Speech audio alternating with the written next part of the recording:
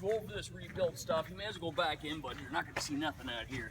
How's it going, tubes? I know you can't see me, but as you seen what left, and I started on this just after my little Merry Christmas video I did for you. And what have I been doing all afternoon?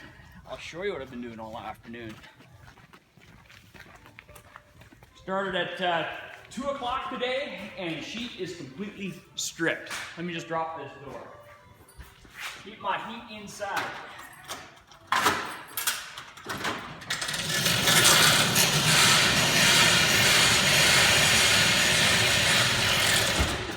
And I'm very happy to announce the frame is absolutely perfect, other than a few little modifications that I have to do on the cab mounts, which isn't a big issue. See how this is all gone?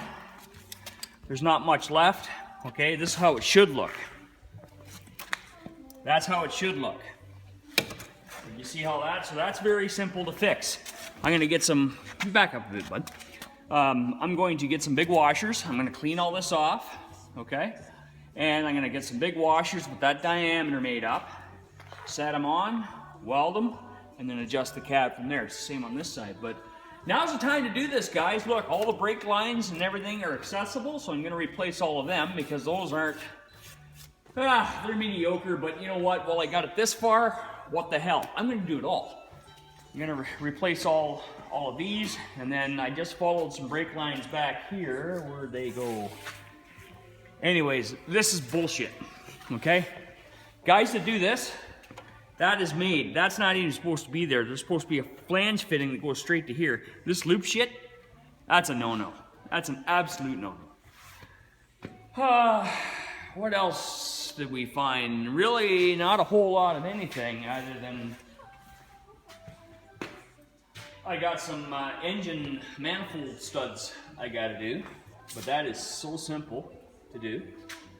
And like I said, we had, you seen the box off the other night. I had the whole front clip off, the whole cab.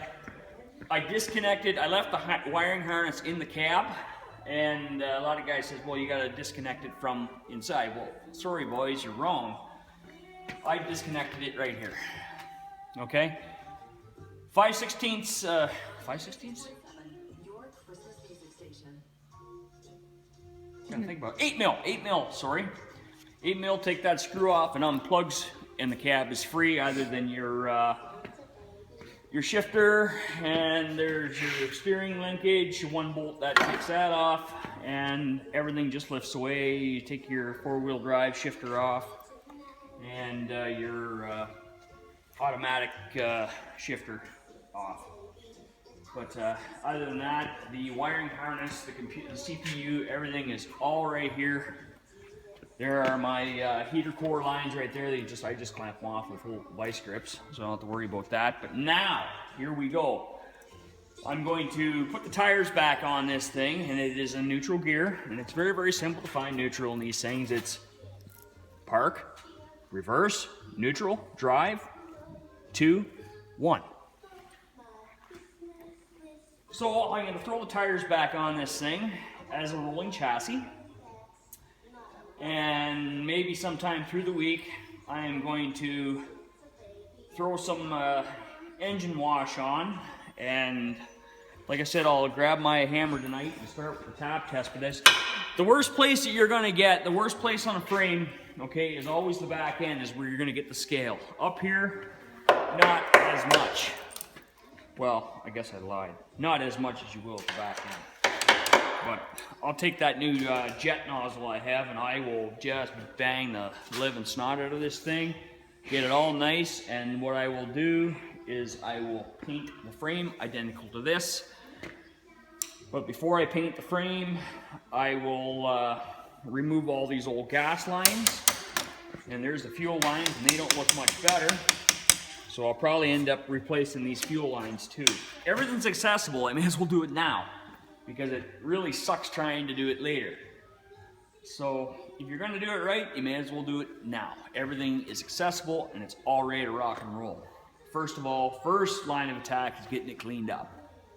The exhaust system that was on this thing was not the, oh, tripping over shit here. was not the greatest. As you can see, it's rotten as hell. So I haven't decided what the hell I'm going to do with that yet.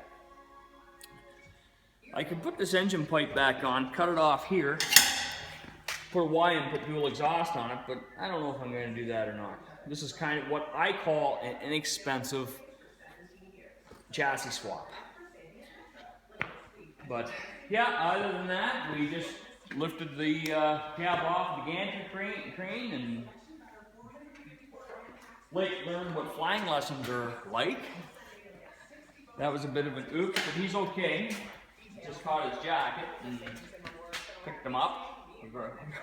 He already broke his wrist. I don't want to see any broken, but just, you got to be cautious when you're working in a shop, as he found out the hard way today.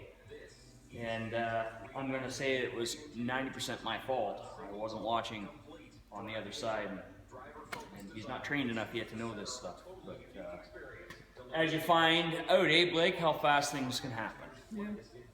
But you're okay, right? Yep. All right, that's good. But anyways, guys, there is part 5. Yeah, I think it's part 5. I think it's part 5. We'll put it down as part 5. But no, like I said, Saturday, guys, I didn't really want to go. I want to spend the day with my family and make sure that everything was good, like I explained in the season's greeting video. That yeah, Sharon's a little weepy and she's just trying to keep her mind off stuff. And I asked this afternoon, I said, well, if you don't mind, can I go out to the shop? I asked, guys. Happy wife, happy life. That's the way I look at it. Because I've already been through this once. I'm not doing this again. I'm going to make sure that she is happy and I'm happy, and it seems to be going pretty good the second time around. So, anyways, guys, that's it. I left the red and everything. I pretty much everything's hooked up. Let me give you guys a word of advice, okay? If you're going to do a project like this, one word of advice, and it comes down to airbags. The trick with airbags is anything that you see yellow with a yellow connector, okay? That is all airbags, okay? And you need to understand when you're messing with airbags, take your battery completely out, wait for 15 to 20 minutes because there's still a back charge in the module underneath your seat, which could set those airbags off and seriously hurt you. So be aware, they say 15 minutes, I leave it 25 minutes because I don't need anybody hurt, that's for sure. So other than that, I got this pretty much all tore apart, and we'll get her all cleaned up, and then I'll get my licensed mechanic in to do the brake lines and stuff like that. I look at it this way, guys. I'm a licensed marine mechanic. I am not a car mechanic, so my rule of thumb is when it comes to automotive, I like tearing stuff apart and stuff like that, but when it comes to putting it back together again, like, I'm not saying that I can't do these, because I can, but here's the thing, is being that this will be a commercial vehicle, I have to have a genuine licensed mechanic do this, because if I turn around and say, oh, I did it, next thing I know, if the brakes fail or something like that, just makes myself liable, and we don't want to do that. And even with my other trucks, Darcy pretty much does everything. Just that I did this part of it because it saves me a little bit of money, and I work on boats all day long, and this is more of a change of pace for me, and I enjoy doing cars and automotive stuff like that. Sometimes I wonder why I didn't go through automotive, but that's not my thing. And this is the reason why it's not my thing, because at least this is dry and clean. In the wintertime up here in Canada working on this shit and getting dripped on and stuff like that, forget it. I want nothing to do with it. I'll work on this stuff. Because there's not very many of us around anymore that want to do this trade. It was 5 years of school, or I shouldn't say 5 years of schooling, but I did 3 years apprentice. Yeah, 3-year apprenticeship and 2 years of school.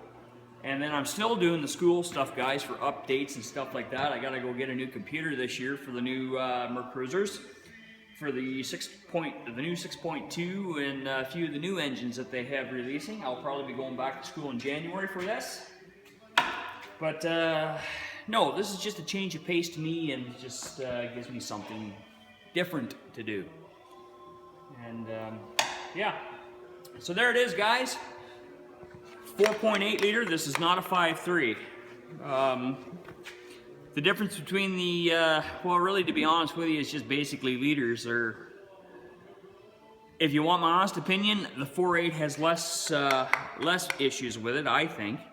The other 5.3 that my cousin has, he's had lots of issues with it, and another buddy of mine's got a 5.3, and he had head problems and cracking and all this other shit. And but this will be done. Like I said, we gotta clean up all this oil and kife and crap, and we'll give her some degreaser, and we will power wash the living snot out of it and get rid of all this scale and shit. And I might replace the shocks too while I'm at it. And yeah, other than that, guys, there it is. Completely apart, ready for assembly after we get all of the mechanical done. Darcy does all the mechanical for me. And you just missed him. He was out here about 15 minutes ago just having a look around to see what he had to order for parts. And he's ordering OEM brake lines for it, which they're already pre-bent and stuff like that. Because somebody's already done all this crap, and not all the greatest, but change the fuel filter while we're here. Yeah, it should be easy. Really surprised, because normally these things are rotten right in here. But four-wheel drive frames, like I said, they're a little tougher. Like, this is all tube up through here to this point. Then we're back to channel again, but everything is nice and solid on this, which is very surprising. I'm really surprised, but can't complain. Anyways, guys, if you like this video, please comment, rate, and subscribe. And thanks again. Cheers.